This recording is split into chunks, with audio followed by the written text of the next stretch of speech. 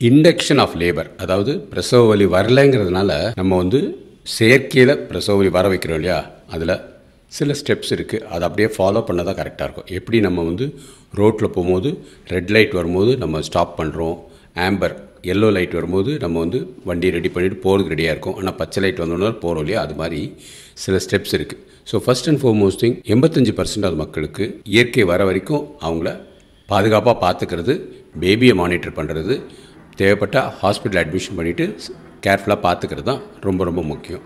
Number 2, அப்படி வந்து நம்ம வந்து பிரசவ வலி வர வைக்கணும் அப்படின்னா கர்ப்பப்பை வாய் வந்து அதுக்கு ரெடியாக இருக்கான்னு அர்த்தம். கர்ப்பப்பை வாயும் பேபியும் அதுக்குள்ளே ஒரு பாண்டிங் இருக்குது. ஸோ பேபி தலை கீழே இறங்க இறங்க கர்ப்பப்பை வாய் சுருங்கி அது திறக்க ஆரம்பிக்கும். ஸோ அது பேபி தலையோட இதனால தான் அந்த சர்விக்ஸ் வந்து சாஃப்டாகி கீழே இதுவாகுது. ஸோ அது வரைக்கும் வெயிட் பண்ணணும். அதுக்கு பிஷப் ஸ்கோர்னு ஒன்று இருக்குது.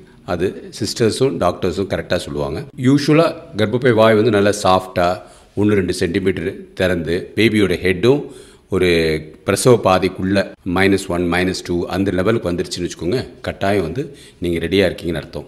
ஸோ அதான் ஃபஸ்ட்டு ஸ்டெப், செக் பண்ணுறது. நம்ம செகண்ட் ஸ்டெப் வந்து கர்ப்பப்பை வாயை லைட்டாக திறந்து விடுறது, ஸ்ட்ரெச் அண்ட் ஸ்வீப்புன்னு சொல்லுவோம். ஸோ அதை விட்டுட்டு ஒரு 24 ஹவர்ஸாக இல்லை ஒரு வாரம் கூட விட்டுடலாம்.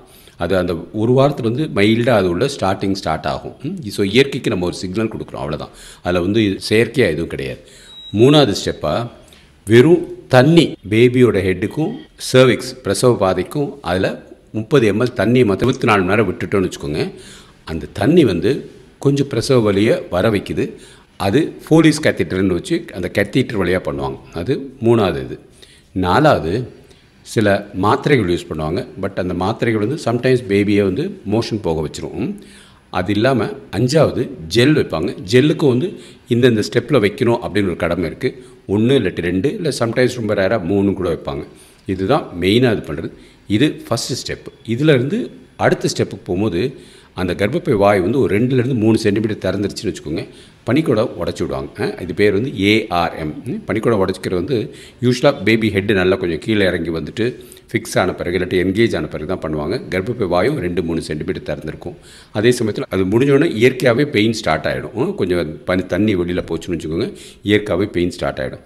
அதுக்கு அடுத்து ட்ரிப்பு கொடுப்பாங்க. பிரெயின்லேருந்து ஒரு ஹார்மோன் வரும். அந்த ஹார்மோன் தான் பேபி வெளியில் வரதுக்கு உள்ள ஹார்மோன். ஸோ ஏற்கனவே நம்ம உடம்புலேயே அந்த ஹார்மோன் இருக்கும், ப்ளஸ் நம்ம வெளியிலேருந்து கொடுக்கணும். ஸோ அதை டைட்ரேட் பண்ணி கொடுக்கணும். ரொம்ப அளவுக்கு மீறி நம்ம வந்து காலைல 1 மதியானம் 1 சாயங்காலம் 1 பேராசிட்டமால் தலைவலிக்கு சாப்பிடலாம், அப்படி சாப்பிட முடியாது.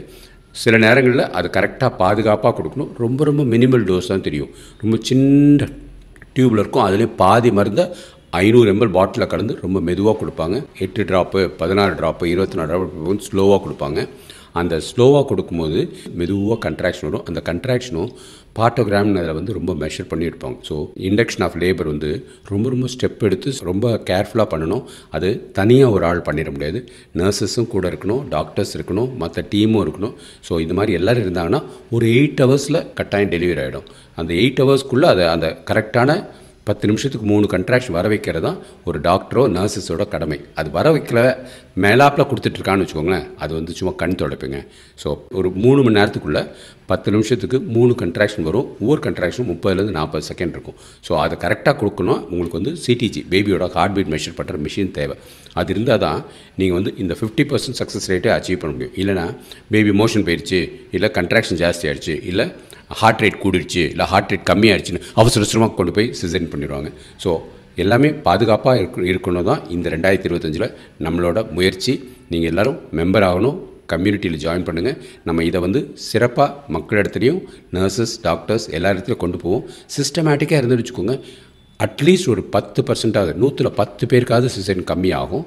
நம்ம ஃபஸ்ட்டு ஸ்டெப்பாக நெக்ஸ்ட்டு வர 2025 ஒரு 10% சிசேரியன் செக்ஷன் ரேட் தமிழ்நாடு ஃபுல்லாக குறையணுங்கிற சிந்தனையில் ஒன்றா சேருவோம். மெம்பர்ஸ் ஆகுங்க. இதுக்காக நம்ம 2 மந்த்ஸ்க்கு ஒருக்க எங்கேயாவது மீட் பண்ணுறனா கூட மீட் பண்ணுவோம். சுகப்பிரசவம் தான் சிறந்தது தாய்மார்களுக்கு. இயற்கையை முரண்டடிச்சு நம்ம போயிட்டுருக்கோம். அதனால தான் சிசேரியன் அதிகமாகுது. ஒரு தடவை சிசேரியன் ஆகிடுச்சுன்னா அடுத்த தடவை வந்து சிசேரியன் பண்ணிடுறாங்க. ஸோ 2 ஆப்ரேஷன் அதுக்கப்புறம் வேறு ஏதாவது ஆப்ரேஷன் அப்படின்னு பெண்களோட உடம்பு வந்து பாதித்து ஒரு 10-15 வருஷமாக நம்ம வந்து பார்த்துட்ருக்குறோம். நிறைய பெண்களுக்கு கர்ப்பப்பையினால் உள்ள பிரச்சனைகள்லாம் இருக்குது. ஸோ முதற்படியாக நம்ம இண்டக்ஷன் ஆஃப் லேபர் எப்போ வந்து செயற்கையாக நம்ம எதில் இறங்கினாலும் ரொம்ப பாதுகாப்பு தேவை.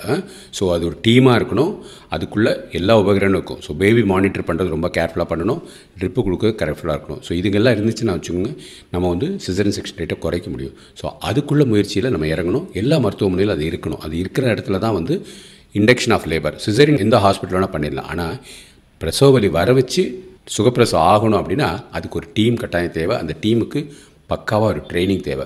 ஸோ இந்த வர வருஷத்தில் அந்த டீம், அந்த ட்ரைனிங் அதெல்லாம் எப்படி பண்ணுறவங்களுக்கு நம்ம அவேர்னஸ் ரேஸ் பண்ண போகிறோம். அதுக்காக வகுப்புகள் உண்டாக பண்ணோம். ஸோ சுகப்பிரசவம் தான் சிறந்தது. சிசேரியன் செக்ஷனை முடிஞ்சளவு எவ்வளோ குறைக்க முடியும்னு பார்ப்போம். 10% நம்ம சிசேரியன் செக்ஷன் ரேட்டை குறைக்கணும். இந்த சிசேரியன் செக்ஷன் குறைக்கிறதுல வந்து எல்லாம் ஒன்றா சேர்ந்தால் தான் சிசேரியன் செக்ஷன் ரேட்டை குறைச்சி சுகப்பிரசவத்தை அதிகப்படுத்த முடியும். நான் சொன்ன மாதிரி பேபியும் இயற்கையும் ஒரு டான்ஸ் ஆடுறது தான் சுகப்பிரசவம். It is a beautiful dance between baby and the nature to deliver a lovely baby. அது உங்கள் குழந்தை. ஹாப்பி நியூ இயர், புத்தாண்டு வாழ்த்துக்கள். 2020 சிறப்பாகவும் மகிழ்ச்சியாகவும் ஆரோக்கியமாக இருக்க வாழ்த்துக்கள்.